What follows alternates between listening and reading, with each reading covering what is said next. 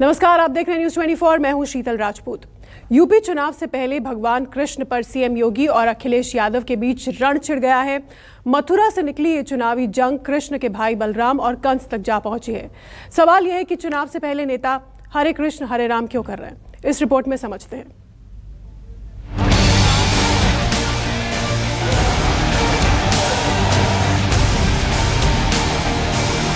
रात में हम पे आए, रात में हमारे सपने में आए थे भगवान कृष्ण जी, कह रहे थे आपकी सरकार बनने वाली है। कुछ लोगों को लखनऊ में सपने आ रहे होंगे और उनके सपने में भगवान कृष्ण आ रहे होंगे और कह रहे होंगे कि अरे अपनी नाकामयाबियों पर अब तो रो जाओ। मुझे स्वप्न आया कि आदरणीय योगी जी को मथुरा से चुनाव लड़ना चाहिए और मुझे ऐसा लगा कि भगवान कृष्ण स्वयं मुझसे ये कह रहे हैं कि मैं मध्यस्थ का काम करूं।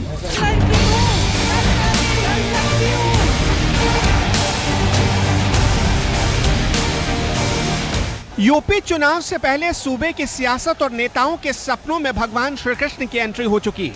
कृष्ण भगवान ने अब नेताओं के सपनों में आना शुरू कर दिया है। इतना ही नहीं, स्वयं भगवान श्री कृष्ण बीजेपी और समाजवादी पार्टी की चुनावी रणनीतियां भी तैयार कर रहे हैं और चुनाव को लेकर भविष्यवाणियां भी कर रहे हैं। हालांकि ये सब सपने में ही हो रहा है। पहले 2014, फिर 2017 और 2019 के चुनाव में राम मंदिर के नाम पर बीजेपी को जबरदस्त फायदा मिला है। अब उसी फॉर्मूले पर आगे बढ़ते हुए सभी सियासी दल अयोध्या से मथुरा की तरफ कूच कर गए हैं और चुनाव की दिशा को श्री कृष्ण जन्मभूमि की तरफ मोड़ने की कोशिश में हैं। मुख्यमंत्री योगी आदित्यनाथ को मथुरा से चुनाव लड़ाने की मांग क्या हुई? श्री कृष्ण भगवान ने 22 में बाइसिकल की भविष्यवाणी कर दी। ये हम नहीं कह रहे, बल्कि खुद अखिलेश यादव ने कहा कि उनके सपने में कृष्ण भगवान ने 22 में बाइसिकल की भविष्यवाणी की है। यानी सियासत में जब भगवान कृष्ण आए तो मामा कंस कैसे पीछे छूट सकते थे? अब वो आ ही गए और भाई बलदेव को भी लेकर आए। कुछ लोगों को लखनऊ में सपने आ रहे होंगे और उनके सपने में भगवान कृष्ण आ रहे होंगे और कह रहे होंगे कि अरे अपनी नाकामयाबियों पर अब तो रो जाओ। जो कार्य तुम नहीं कर पाए वह बीजेपी की सरकार ने कर दिया है।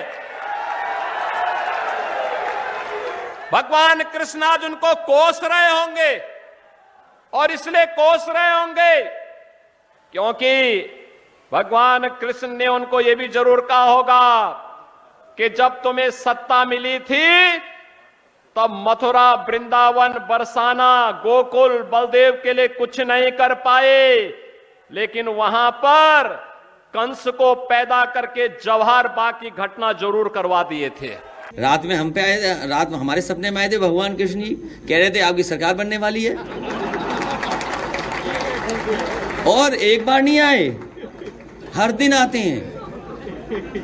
हर दिन, कोई दिन ऐसा नहीं जिस दिन भगवान हमारे सपनों में ना आकर के कहते हो कि आपकी सरकार बनने जा रही है। इनके तो पत्र पे लिखा है, हमें हर दिन सपनों में आते हैं। यूपी की चुनावी सियासत में भगवान का आना जाना ऐसे ही नहीं हुआ, बल्कि इसके पीछे मुख्यमंत्री योगी हैं। कुछ दिन पहले उन्होंने ऐलान किया कि पार्टी जहां से चाहेगी वहां से चुनाव लड़ेंगे।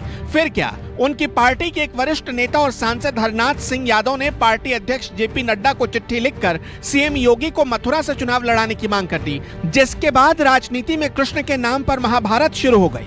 मुझे रात्रि को 2 बार मुझे स्वप्न आया कि आदरणीय योगी जी को मथुरा से चुनाव लड़ना चाहिए और मुझे ऐसा लगा कि भगवान कृष्ण स्वयं मुझसे ये कह रहे हैं कि मैं मध्यस्थ का काम करूं आदरणीय श्रद्धेय भगवान कृष्ण के बीच में और अपने राष्ट्रीय अध्यक्ष के बीच में।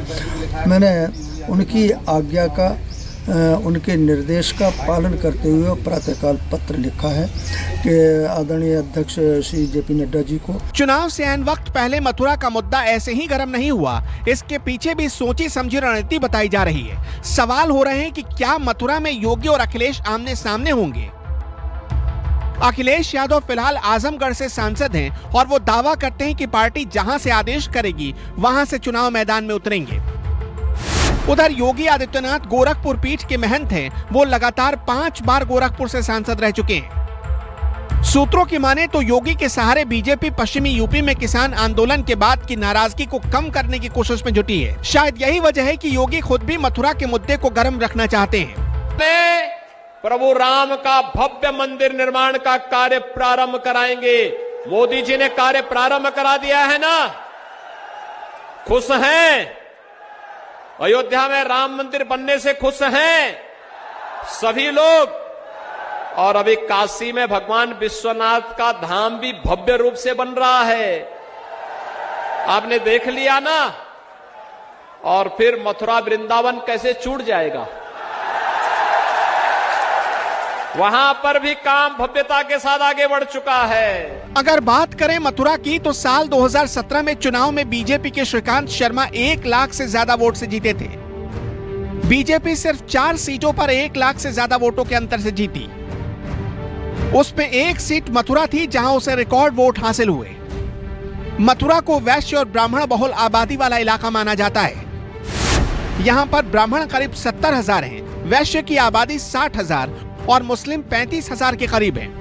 माना जाता है कि ब्राह्मण और वैश्यों के सहारे बीजेपी मथुरा में बड़ी जीत दर्ज करना चाहती है। अगर डिप्टी सीएम के पिछले ट्वीट को देखें तो आसानी से समझा जा सकता है कि पार्टी ने कैसे अपने पूरे प्लान को धरातल पर उतारा है। उसमें क्या है, अयोध्या में रामलला का भव्य मंदिर बन रहा है, काशी में बाबा विश्वनाथ जी का कॉरिडोर बन रहा है।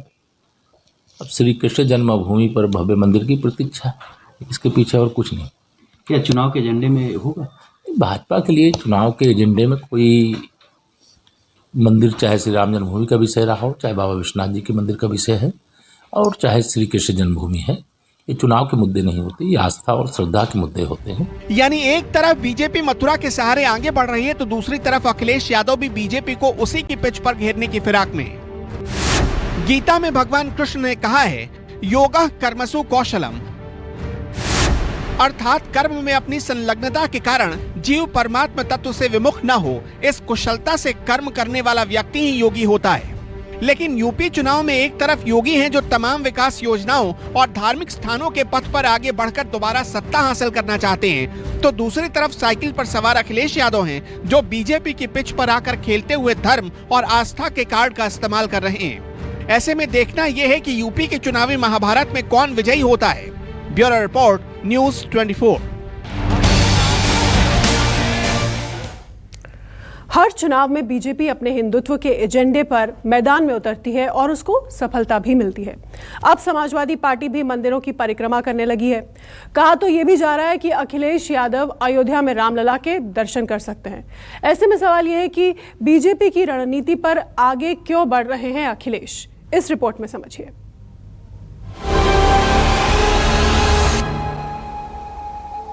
भगवान श्री राम के मंदिर के नाम पर वोट मांगना चाहते हैं। पहले भगवान राम को गाली देते थे, आज जब लगता है कि अब राम के बगैर नैया पार होने वाली नहीं है, तब अयोध्या में राम जन्मभूमि में दर्शन करने भी आ रहे हैं। अच्छी बात है। उत्तर प्रदेश में अगर हमारी सरकार बनती है तो उत्तर प्रदेश में भी हम लोग सभी उत्तर प्रदेश वासियों को अयोध्या राम जी के दर्शन कराने के लिए सबका फ्री में अरेंजमेंट करेंगे, जैसे दिल्ली में हम लोगों ने किया है। मैं मर जाऊंगी, जान दे दूंगी, लेकिन भाजपा के साथ कभी मैं कोई मिलावट नहीं करूंगी। हमारी पार्टी कोई एक जाति विशेष की नहीं है, एक धर्म विशेष की नहीं है, बल्कि सर्व समाज की पार्टी है। यूपी के विधानसभा चुनाव में बीजेपी और समाजवादी पार्टी के बीच एक दूसरे को सियासी मात देने की पूरी कोशिश हो रही है। सपा अध्यक्ष अखिलेश यादव बीजेपी को हर फ्रंट पर बैटिंग करने से रोकना चाहते हैं, फिर चाहे वो धर्म की पिच ही क्यों ना हो। पहले बीजेपी भगवान राम और राम मंदिर की बात करती थी, लेकिन अब इस लाइन में एसपी अध्यक्ष अखिलेश यादव भी खड़े हैं। वो भी खुलकर भगवान श्री कृष्ण, राम राज्य, परशुराम और ब्राह्मणों की बात कर रहे हैं। ऐसे में अब ये भी कयास लगाए जा रहे हैं कि वो जल्द अयोध्या में राम लाला के दर्शन कर सकते हैं, क्योंकि 9 जनवरी को पीएम मोदी लखनऊ आ रहे हैं। लखनऊ में वो बड़ी रैली को संबोधित कर सकते हैं। ऐसे में कहा जा रहा है कि अखिलेश यादव उस दिन अयोध्या में ही होंगे। 9 जनवरी को वो अपना विजय रथ लेकर अयोध्या पहुंचने वाले हैं। इसलिए दावा किया जा रहा है कि अखिलेश यादव अयोध्या में राम मंदिर के दर्शन कर सकते हैं। मोदी की रैली से मीडिया का ध्यान भटकाने की रणनीति के तहत रामलला के दर्शन कर सकते हैं। भगवान श्री राम के मंदिर के नाम पर वोट मांगना चाहते हैं। इनके लिए आस्था वोट है। और कौन नहीं जानता कि सुप्रीम कोर्ट का फैसला है।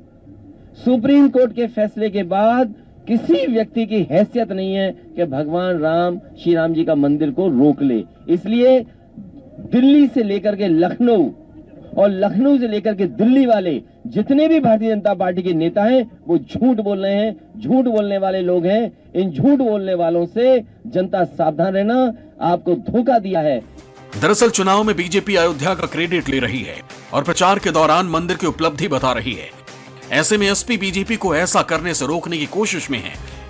एसपी के मुताबिक राम मंदिर सुप्रीम कोर्ट के फैसले के बाद बन रहा है। पर होते राम मंदिर निर्माण के लिए जाते तो गोली मार देते, क्योंकि आतंकवादियों पर दायर मुकदमों को वापस लेने से फुर्सत होती तो आपकी आस्था का सम्मान करते, विकास करते, युवाओं के बारे में सोचते, कृष्ण महिलाओं के बारे में, किसानों के बारे में सोचते। उनके समय में फुर्सत ही नहीं थी। एक तरफ राम भक्तों का सम्मान करने वाली सरकार है और दूसरी तरफ राम भक्तों पर गोली चलाने वाले लोग हैं।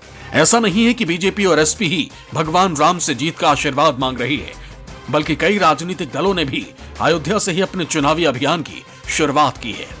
बीएसपी के सतीश चंद्र मिश्र हो या फिर दिल्ली के मुख्यमंत्री अरविंद केजरीवाल, यूपी में चुनाव प्रचार का शंखनाद करने से पहले इन दोनों नेताओं ने अयोध्या में भगवान राम के दर्शन किए और विधिवत पूजा की।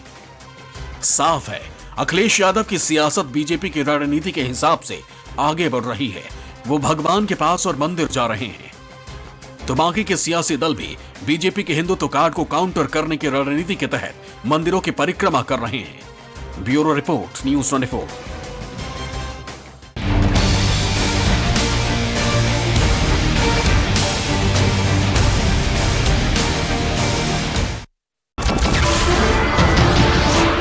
नमस्कार, मैं हूं मानक गुप्ता। अगर आपको हमारा ये वीडियो पसंद आया हो तो इसे लाइक और शेयर जरूर करें, और हां, हमें सब्सक्राइब और फॉलो करना ना भूलें ताकि आप देश और दुनिया की कोई खबर मिस ना करें। तो जुड़े रहिए हमारे साथ और देखते रहिए न्यूज़ 24।